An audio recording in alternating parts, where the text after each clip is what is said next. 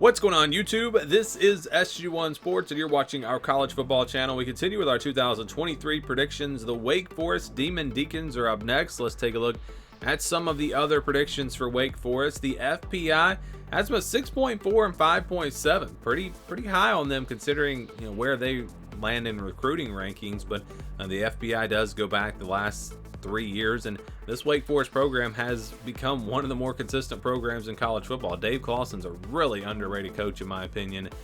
You look at Athlon, they've got him at 7 and 5. They expect them to have a pretty good year. The over/under a little bit lower. I've seen it at 6. I've also seen it at 6.5. It's hard to imagine this team not making it to a bowl game again, as consistent as they have been. The 6, and if you can get to 6, that's a pretty good number. 6.5, that one's a little tough because I could see 6 and 6 or 7 and 5. My thoughts on this team: I think they're going to be really good offensively again. You look at all the different quarterbacks they've had; it really doesn't matter who it is. In this offense, they have success in the pass game. They've got a lot of weapons at wide receiver, pretty good running backs, offensive line. Where I'm concerned about this team is actually on defense. I think the defense is going to be the weakness, and that's ultimately what's going to keep them from being, in that top tier of the ACC. I think they've got a top tier offense, but the defense looks like it's going to be pretty bad, honestly. So that's where I'm concerned about Wake Forest. And again, that's what I think is going to really hold them back this year. You look at the schedule, and it starts off pretty easy, but then you look at really starting in October, you've got Clemson and Florida State. And they also play Notre Dame in the non-conference. So 3 really tough games. You've got other tough games against NC State, Pittsburgh, Virginia Tech on the road, Duke on the road on a weeknight. So this is a tough schedule. But I think it gives them a great shot to get off to a good start. You look at Elon, you look at Old Dominion. Those are games they should win. Vanderbilt, a little bit more of a challenge. This is a Vandy team, a program that seems to be headed in the right direction. They made some big improvements last year. I don't know that they improved this year from where they were last year. I think maybe they can sustain that and be about as good as they were last season, but I don't really see anything that makes me think Vandy's going to be a lot better or anything. So I think Wake Forest at home will be able to win this game. Not a blowout, but I think they'll win it by a couple of scores, a couple of possessions, and I think they'll win these first 3 games and get off to a 3-0 start. So 3-0 in the non-conference. Again, later they do play Notre Dame, but those are just the first 3. They play Georgia Tech on September the 23rd. Pretty good matchup here. You worry about Georgia Tech's offense.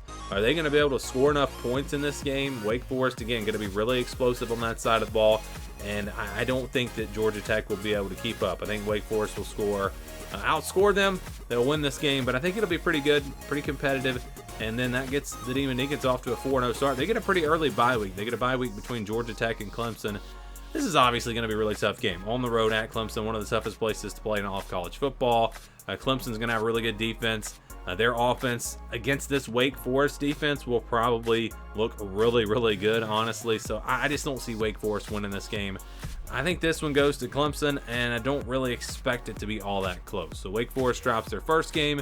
Then they get Virginia Tech on the 14th. This is an interesting matchup here. Virginia Tech was pretty bad last year. I expect some improvement this year. Plus, that is a tough place to play. So I think Wake Forest is going to have a hard time in this one. I expect a very close, maybe a 1-score game. But I think the offense for Wake Forest will be enough to come through for them late in the game. I think they get a huge road win. They beat Virginia Tech, and they improve to 5-1. After that, they'll play Pittsburgh at home.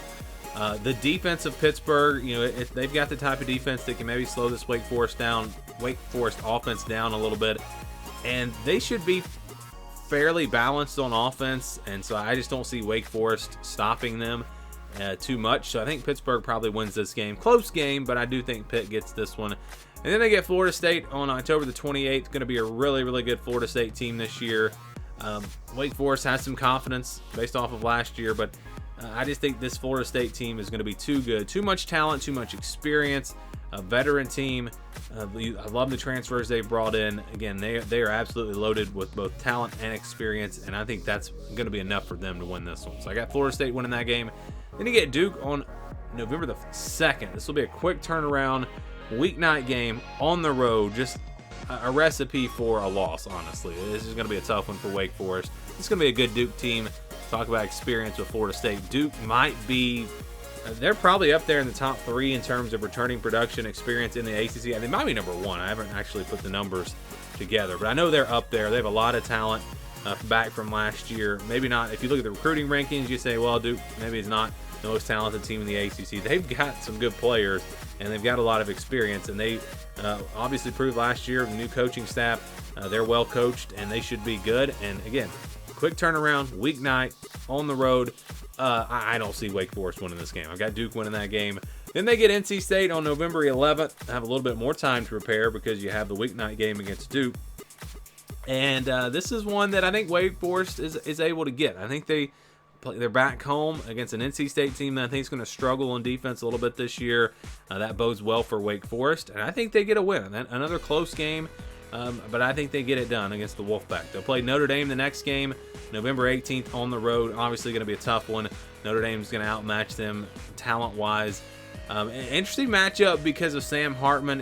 It really would have been fun if this game was at Wake Forest. But playing at Notre Dame, obviously you're not going to have to deal with that Wake Forest crowd maybe turning on him. But I think there's too much talent on this Notre Dame team. I think they win it. And then they'll finish up with Syracuse on the road.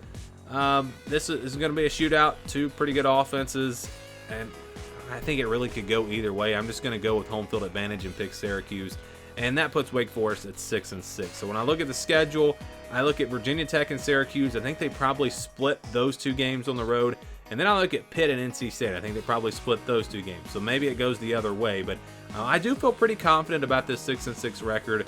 7-5 is more likely than 5-7 for this team.